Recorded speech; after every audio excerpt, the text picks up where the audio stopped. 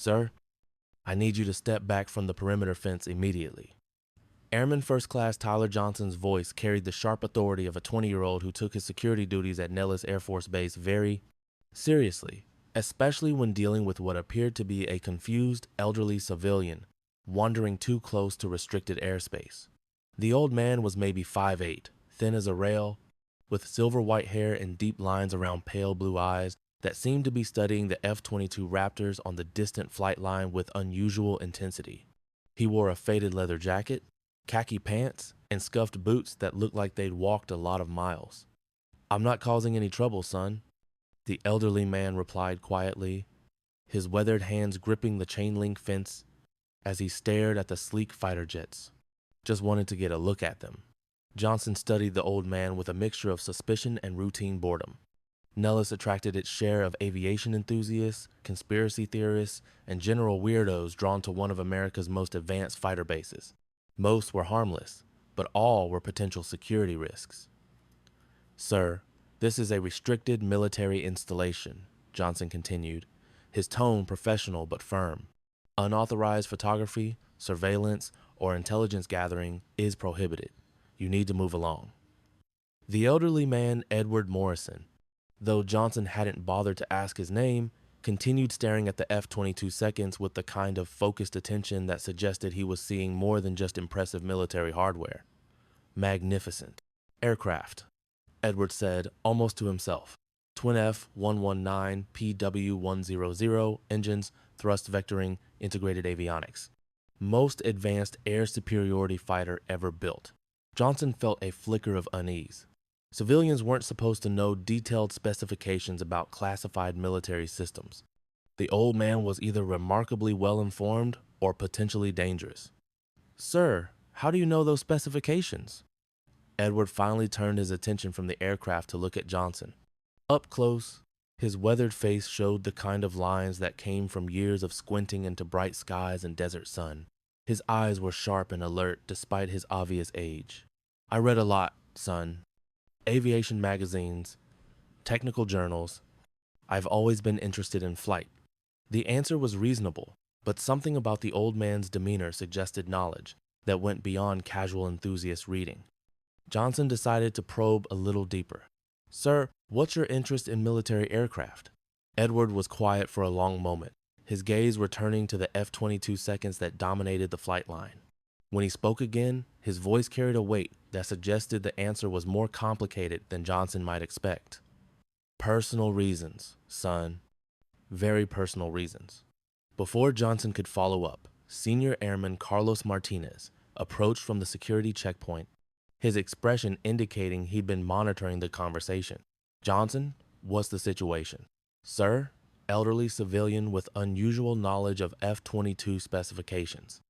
Claims he's here for personal reasons."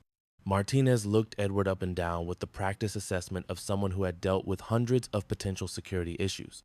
What he saw was clearly an aging civilian, but there was something about the man's bearing that suggested military background. "Sir, were you in the Air Force?" Edward nodded slowly. "Long time ago, son. Different era, different aircraft.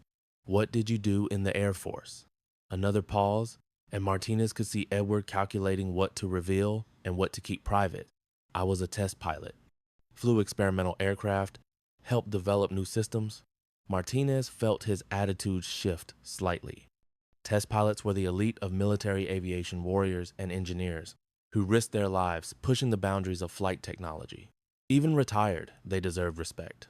"When did you serve, sir?" 1962 to 1998. 36 years active duty. Johnson was doing mental math. "Sir, that would make you flew in Vietnam?" 2 tours. F-4 Phantoms. Initially, then moved into experimental programs. Martinez was beginning to understand that they might be dealing with someone more significant than a typical aviation enthusiast. Test pilots from the Vietnam era had been involved in some of the most classified and dangerous aviation programs in military history. "Sir, what brings you to Nellis specifically?"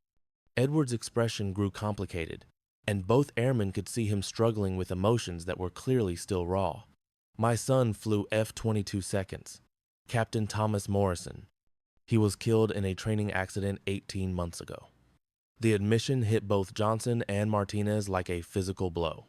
They were suddenly looking at a grieving father who had lost his child to the same aircraft they were tasked with protecting.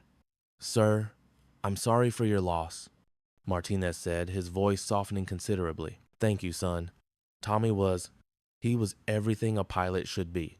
Smart, careful, dedicated. The F-22 was his life." Johnson felt his earlier suspicion evaporating, replaced by sympathy for an old man dealing with a loss that no parent should have to endure. "Sir, is that why you're here? To see the aircraft your son flew?" Edward nodded, his pale blue eyes filling with tears he was trying not to shed. "I'm dying, sons. Cancer.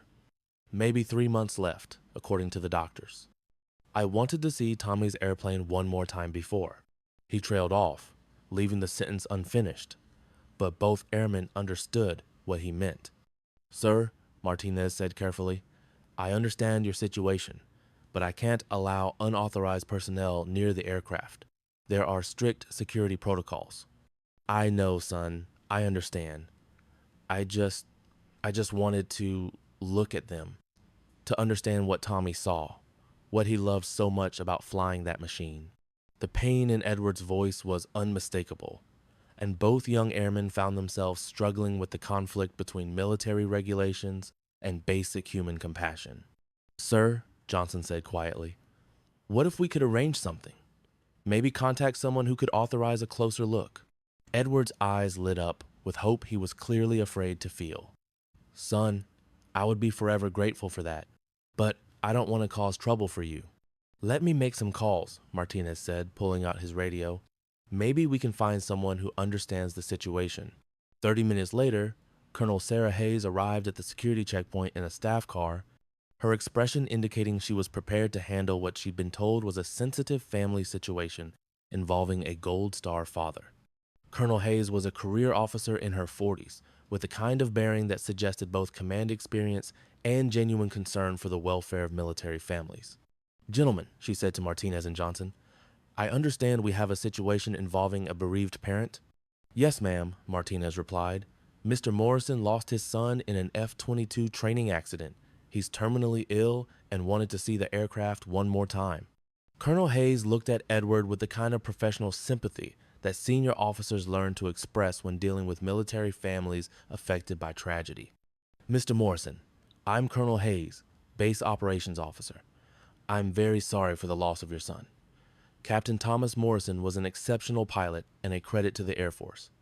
Edward straightened slightly at the mention of his son's name and rank. "Thank you, Colonel.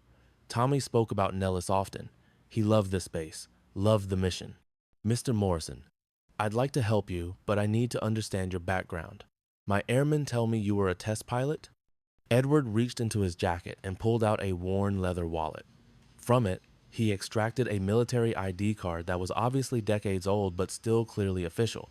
"Colonel Edward Morrison, United States Air Force Test Pilot School, class of 1969. Colonel Hayes examined the ID with professional interest. The test pilot school at Edwards Air Force Base was legendary in aviation circles, the place where America's most elite aviators learned to push experimental aircraft beyond known limits.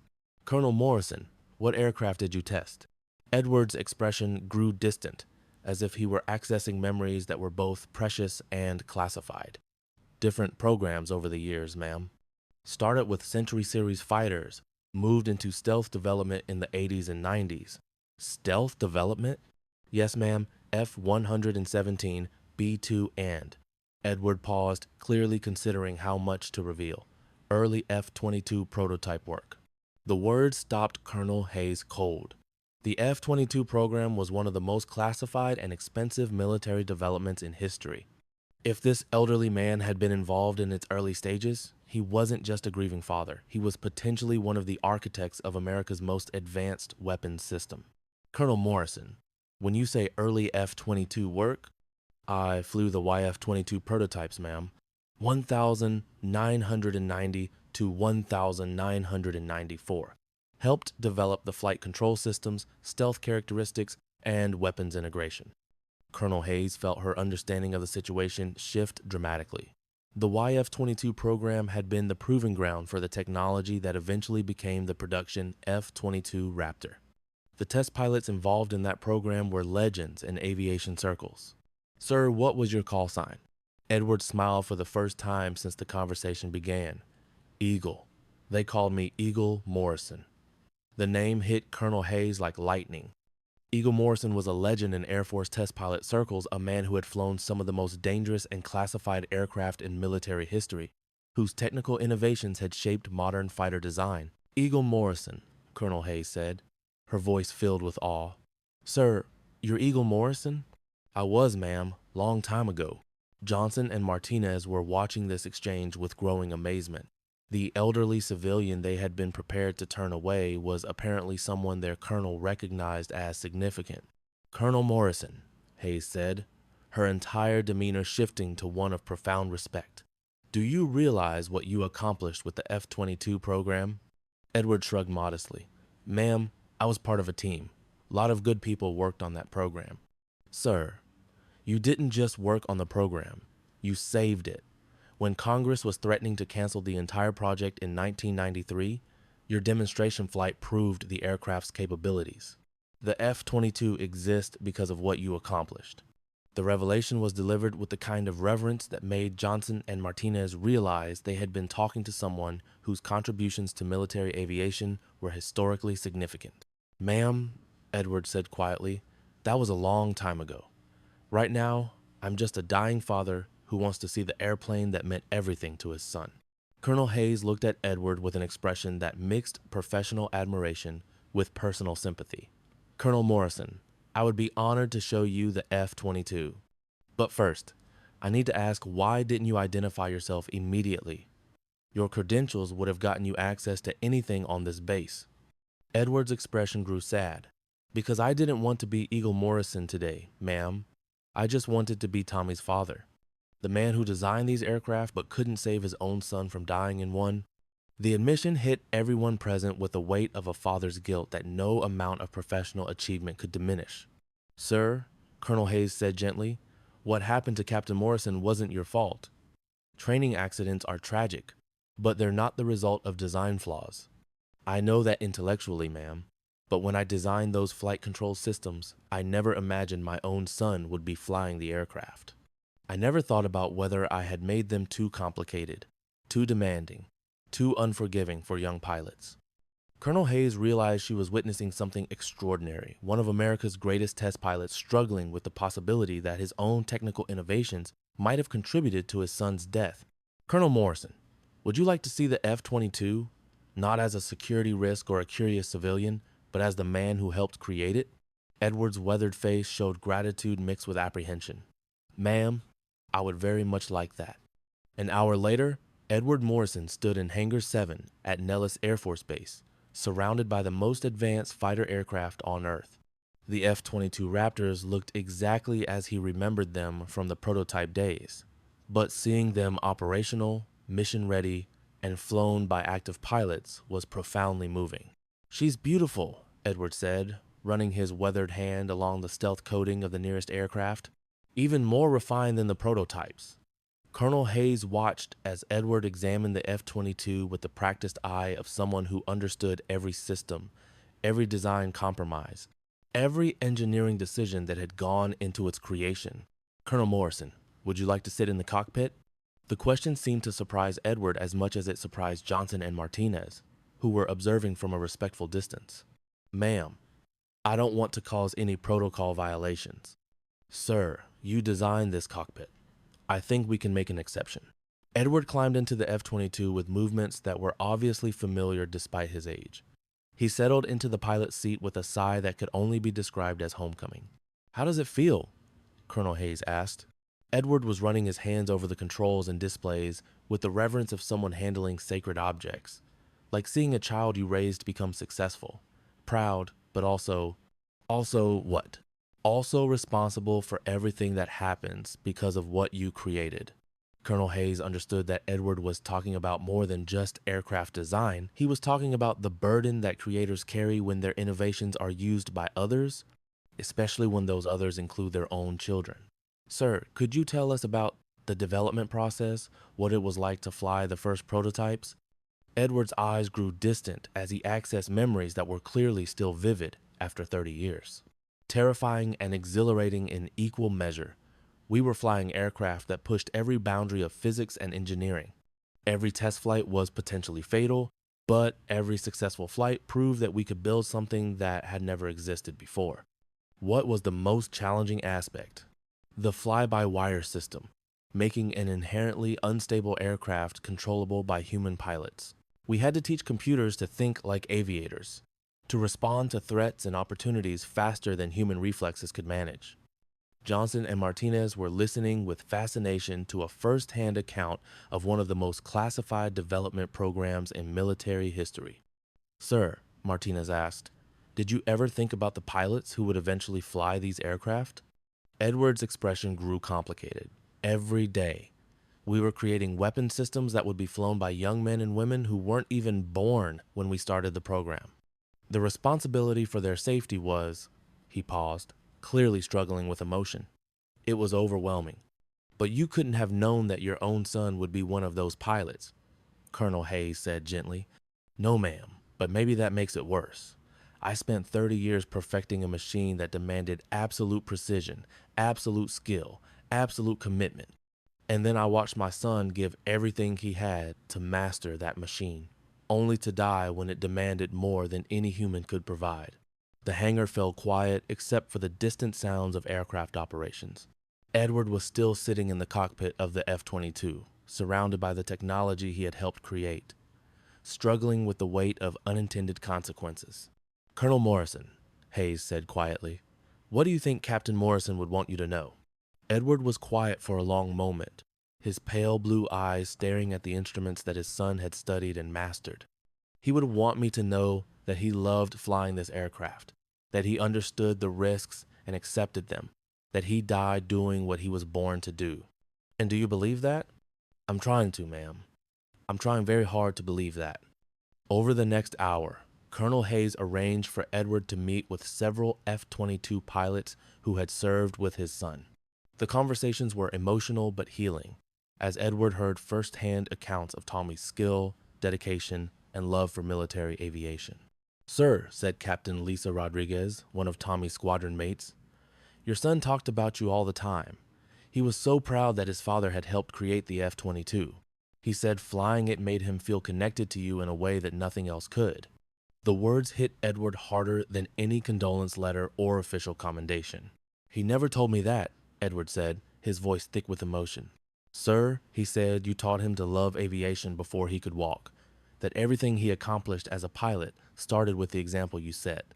Edward realized that he had been so focused on his guilt over Tommy's death that he had forgotten the joy they had shared in aviation, the bond that had been forged through countless hours talking about flight, aircraft design, and the pure pleasure of defying gravity. Captain Rodriguez was he. Was he happy? Flying the F-22? "Sir, your son was the happiest pilot I've ever known.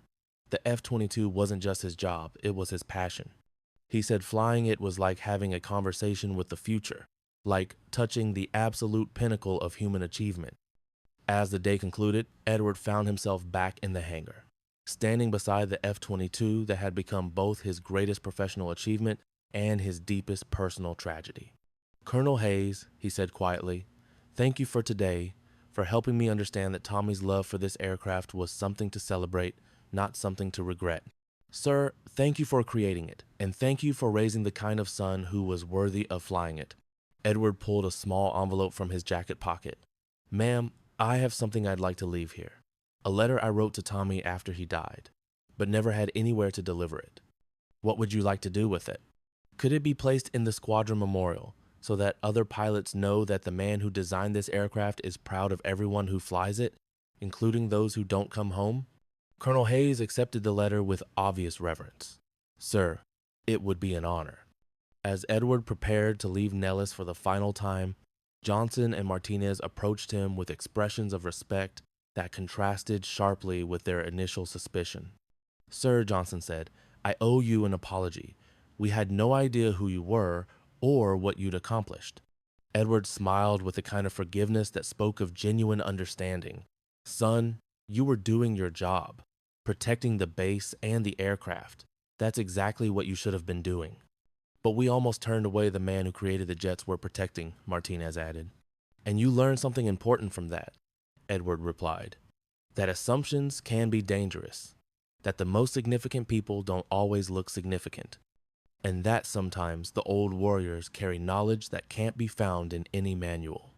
3 months later, Colonel Edward Eagle Morrison passed away peacefully in a hospice facility, surrounded by fellow test pilots who had gathered to honor one of the greatest aviators of his generation. His funeral was attended by hundreds of Air Force personnel, including every F-22 pilot stationed at Nellis. The eulogy was delivered by Colonel Hayes, who had learned more about leadership and humility from one dying father than from years of formal military education. Colonel Morrison taught us that true innovation requires not just technical brilliance, but moral courage, Hayes said to the gathered mourners. He showed us that the greatest achievements in aviation come from people who understand that they're not just building machines, they're creating tools that will be entrusted to the finest pilots in the world. Edward was buried with full military honors, his casket draped with the flag he had served under for 36 years. The F-22 squadron performed a missing man formation over the cemetery, a final salute to the man who had made their aircraft possible. But perhaps most importantly, Nellis established the Eagle Morrison program, a mentorship initiative that connected experienced test pilots with young aviators, ensuring that the knowledge and wisdom of older generations would be passed on to those who would carry aviation into the future. Johnson and Martinez, the security airmen who had initially dismissed Edward as a potential threat, became some of the program's most dedicated supporters. They had learned firsthand that heroes don't always announce themselves, and that sometimes the most important encounters begin with someone who looks like they don't belong. The F-22 that Edward had examined during his final visit to Nellis carried a small plaque near the cockpit, in memory of Colonel Edward Eagle Morrison and Captain Thomas Morrison, designer and pilot, father and son. And every young pilot who flew that aircraft learned the same lesson that had transformed 2 security airmen from suspicious guards into respectful protectors. That the greatest innovations in human history were created by people who understood that their work would outlive them, and that the highest honor they could receive was to see their creations used by warriors worthy of the sacrifice required to build them. The designer they had turned away had reminded them all that aviation is more than technology. It's a partnership between those who dream, those who build, and those who fly. And sometimes, the most important moment in that partnership is simply recognizing that all 3 roles deserve equal respect. Whether they're wearing a uniform or standing outside a fence, asking for one last look at the machines that changed the world. Eagle Morrison had taken his final flight, but his legacy lived on in every F-22 that climbed toward the sky, carrying pilots who understood that they were flying not just advanced technology, but the dreams of everyone who had ever looked up and wondered what it would feel like to touch the clouds.